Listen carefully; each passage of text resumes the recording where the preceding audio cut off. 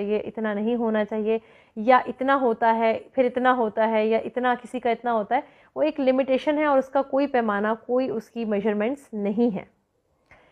इसका एक ही मयार है कि इसने वाइजाना में आपकी फ़र्ज में एंटर होना है, एंड दैट्स इट। इसके अलावा इसका और कोई अमल दखल नहीं है। इसको इतना ही फ़र्ज को सख्त होना चाहिए कि वो आपकी फ़र्ज में आसानी से एंटर हो जाए, दैट्स इट।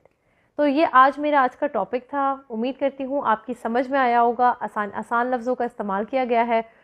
आप सबको बेहतरीन तरीके से इसकी मैंने डिस्क्राइब कर दिया है।